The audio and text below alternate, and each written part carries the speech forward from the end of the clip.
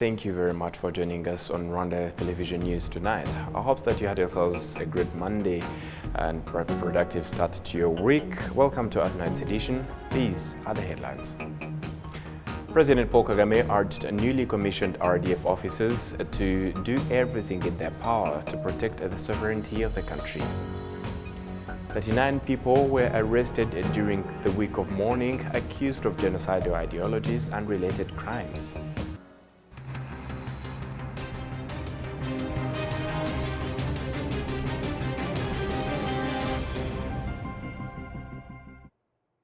We are very glad to have your company tonight on Rwanda Television News and coming to you straight from the heart of Africa, Kigali. My name is Sam Kalisa, and as we started off, President Paul Kagame urged more than 600 young men and women who have joined the RDF to do everything in their power to protect the sovereignty of the country. The head of state made the remarks during the Officer Cadets Commissioning ceremony at the Rwanda Military Academy, GACO. Serge Denore starts us off tonight.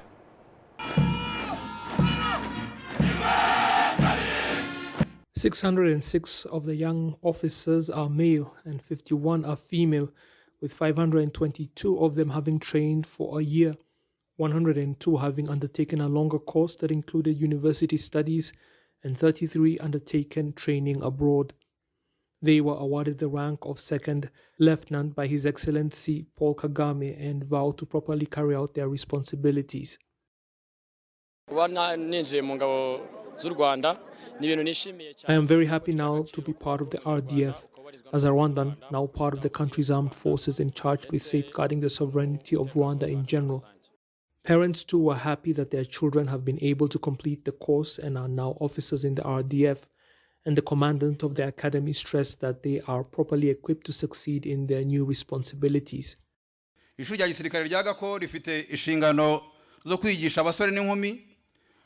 Rwanda Military Academy of GACO has the responsibility of training young men and women who were chosen to enter the RDF as officers with enhanced skills and knowledge, as well as the values and integrity of the military profession. The students before you were trained and showed unbreakable will to protect our country and its development and represent it elsewhere when required.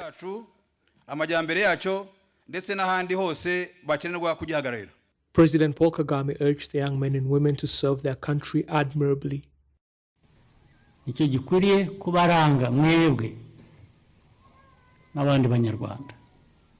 What should be a hallmark, as well as other Rwandans, is their refusal to let anyone wrap you around their finger and do with you as they please. You must not accept that and fight it. The sort of death that Rwandans should choose to embrace is one that comes as a result of resisting anyone that brings that death to them. 25 students were unable to complete the training, some due to health reasons, while others were found to lack the discipline the military requires.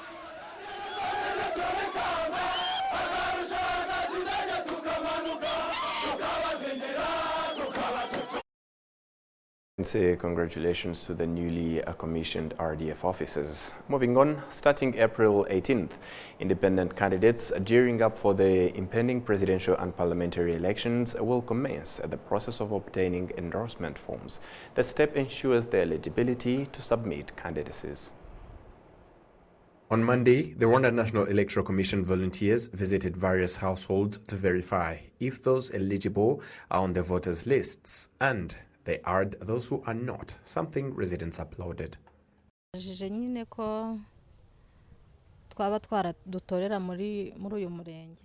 They asked if we will vote from this sector, and they helped us to verify whether we are on the voters' list.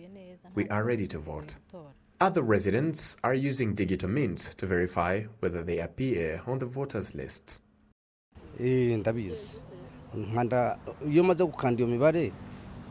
I know. I dial *169#, then follow the prompts.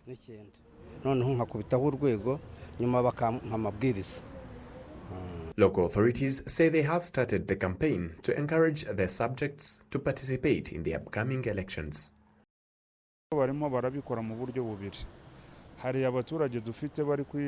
Verifying voters' list is being done in two ways. We have residents who appear on our list but have relocated to other places. In that case, we have to know if they will vote from our sector or another place. Second, we are adding new voters to the lists because they are now eligible. We started doing all that today in our sector of Gitega.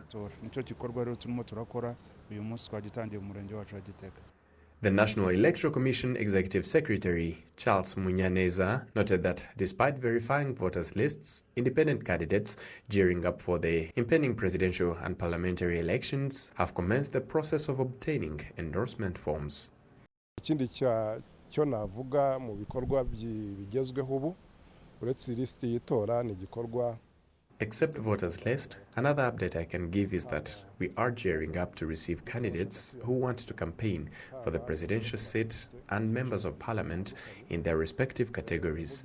From the 18th of this month, independent candidates will start looking for required endorsement forms so that the candidacies can be accepted. For an independent candidate to be eligible, they need at least 600 people to endorse them countrywide, with at least 12 from each district. And for those who want to start, they can come to the Electoral Commission from today to acquire those forms. According to the National Electoral Commission, voters will carry the national identity cards, replacing voting cards that were used in the previous years. The presidential and parliamentary elections are slated for July 14th and 15th, 2024.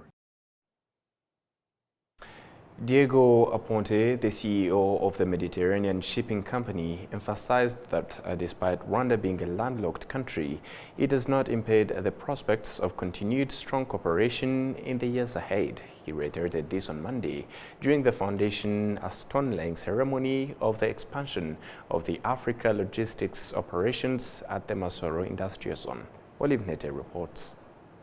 The Chief Executive Officer of the Mediterranean Shipping Company first visited the Kigali Genocide Memorial at Gisozi, where he was explained the history of Rwanda before the genocide, during it and after it was stopped. He honored the victims and laid wreaths on graves where bodies of more than 250,000 Tutsi who died in the 1994 genocide are buried. Additionally, the CEO toured the Africa Global Logistics Agency, a company that works with the Mediterranean Shipping Company to discuss and enhance international transportation services. He also participated in the laying of foundation stone for the expansion of this center, which will cover an area of 5,000 square meters. Diego Aponte affirmed the company's commitment to strengthening ties with Rwanda in international transport, underscoring that Rwanda's landlocked status does not hinder such collaborations.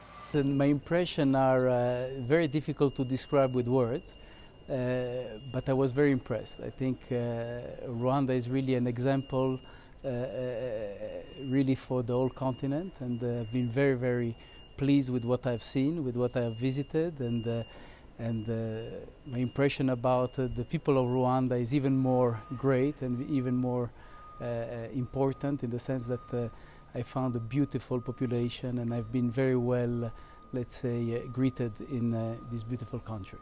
For me, it's the first time in Rwanda, so it has been really an eye-opener for me for the amount of opportunities that exist in this country, and we believe that Africa has to go back to Africans, and it is your destiny. We're just here to try to help, let's say, Rwanda to open up to the world, and being a shipping line and having access to all over the world, being the largest shipping line in the world, we are here basically to help and to support basically Rwanda.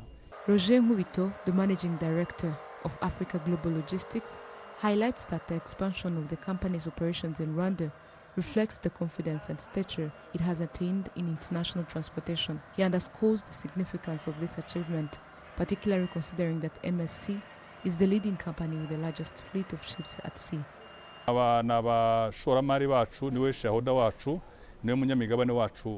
These investors are our sole shareholder, funding all our current activities. They represent the foremost shipping line globally, boosting unparalleled capacity within the industry. With 830 shipping vessels and containers, they facilitate accessibility to markets worldwide, making them leaders in the shipping sector. Africa Global Logistics has additionally acquired 7.6 hectares of land in Masaka, strategically positioning itself near the route of the company's road. This move aims to streamline cargo storage and transportation, facilitating smoother operations for the company. Olive Nete, RTV News.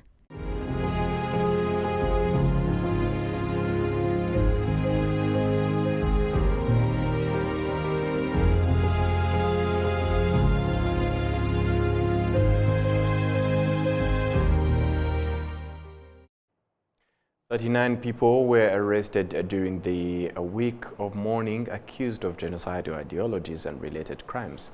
6 others remain at large and are being sought by the authorities." Charles Kairanga is a genocide survivor living in Kamonyi district, and during the night on Friday last week, his home was set alight by unknown assailants.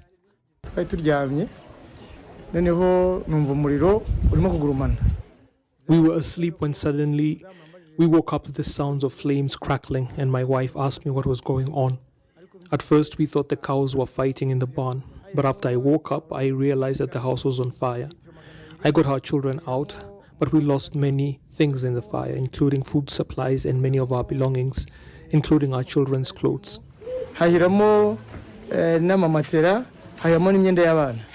Other genocide survivors have had their crops uprooted from their farms by unknown individuals. Acts of harassment like this that target genocide survivors are meant to add insult to injury. Ever since the end of the genocide, I have made it clear that I have forgiven all those that did evil towards us, killing our loved ones, destroying our homes, and looting us. I believe that even the local authorities are aware that I do not have a problem with anyone.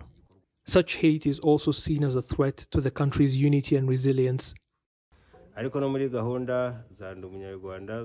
Actions have become evident targeting genocide survivors, things like hate speech, meant to emotionally scar them, their crops destroyed, as well as arson, all of which indicate genocidal ideologies. Even when you consider initiatives like Rwanda, it is clear that the journey is still long in this respect. With so many cases becoming evident in just 1 week, it does not give confidence as to our progress. During the week of mourning, the Rwanda Investigation Bureau received 51 dossiers to do with genocidal ideologies and related crimes, as well as 1 to do with divisionism. 8 cases featured unknown assailants, and there was a total of 53 individuals suspected of crimes, 39 of whom have been arrested, with the remaining 5 on the run. Last year, during the week of mourning, RIB received 56 dossiers and 62 suspects. ngengabitekerezo ya jenoside igihe kirekire cyane. So bivuze ngo ni nka wa murwayi n'ubundi. These genocidal ideologies have been evident for a very long time, which means this is not something we will overcome in a short period of time either. People should free themselves of the past and stop doing things like withhold information on the genocide just for the sake of protecting friends and family. Regardless, we still have a long way to go, but figures are encouraging, showing that people are beginning to free themselves of such ideologies and are no longer protecting perpetrators of the genocide against the Tutsi, giving us the relevant information on them. The districts of Gasabo, Kayonza, and Nyagatare are the top 3 in the country with the most cases of genocidal ideologies and related crimes, with the provinces ranked with the East, South, and North as having the most offenders. 79.2% of suspects are men, with youths accounting for 24.5% of all suspects. On Monday, the Ministry of Education honored its former employees, students and teachers who were killed during the 1994 genocide against the Tutsi.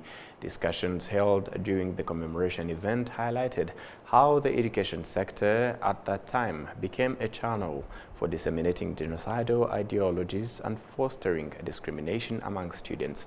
The Minister of State in the Ministry of Education, Irere Claudette, pointed out that in the past 30 years, the education sector has undergone a significant development marked by the implementation of quality and inclusive education policies.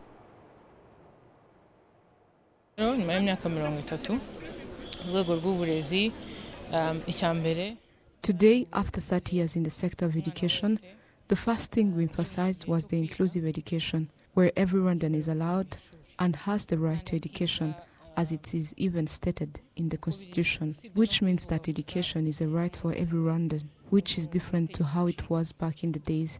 Secondly, I may say that today in universities and colleges, students play a great role in collecting history, hence to be taught for both young and adults. yaba ku bato ariko n'abakuru.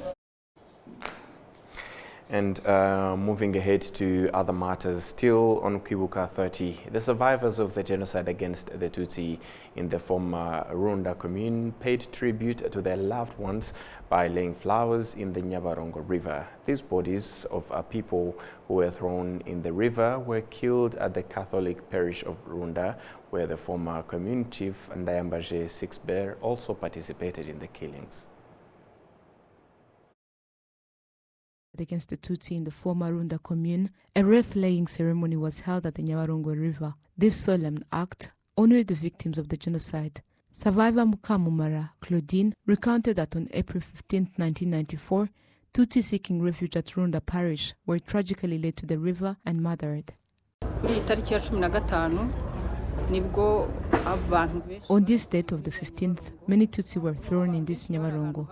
Many people were in the same place, and the killers decided to take the people and load them in vehicles. Those who were injured and those who were still alive, they were brought here and thrown into the river. Laying wreaths on this river is a sign of honoring the victims of the 1994 genocide against the Tutsi. Honoring them in this way brings us solace, as we were unable to properly lay them to rest and bid them farewell. Placing flowers in the river provides some measure of comfort, as it serves as a meaningful act of remembrance. Benedata Zashe, the president of Buka and Kamonyi district, acknowledges the government's efforts in assisting survivors to heal from the wounds of the genocide and to attain self-reliance. Despite progress over the past 30 years, he emphasizes that there is still much work to be done. Many people lost their homes during the genocide against the Tutsi, and while some receive assistance for rebuilding over the past 30 years, many still face challenges. Some homes were hastily reconstructed. Additionally, there are individuals who never had their homes rebuilt, especially those who relocated to Rwanda and were reluctant to return. Now, these individuals are back and in need of housing. Furthermore, many continue to struggle with trauma, receiving support from Minuumi. Despite progress, there remains a concern about elderly individuals still grappling with trauma, but efforts by relevant institutions are underway to address this issue. In her message to participants of the commemoration ceremony, Senator Mukantamana Clotilde emphasized the importance of unity in the fight against genocide deniers and negators. Abahakana rero n'abapfobya jenoside yakorewe abatutsi mu 1994. Those who deny the 1994 genocide against the Tutsi purposefully distort Rwanda's history, often aiming to absolve themselves of responsibility for their participation in the genocide. They employ various tactics, including utilizing social media platforms like YouTube to propagate hate among Rwandans. We cannot stand idly by as bystanders. Instead, we must utilize every available way to counter their falsehoods by presenting the truth about our country's history. The former Rwanda commune has been subdivided into Rugarika and Rwanda sectors. Genocide survivors, particularly those residing in these sectors, received message of comfort. Additionally, people were urged to avoid engaging in divisive behaviors that bring hatred. Olive Nete, RTV News.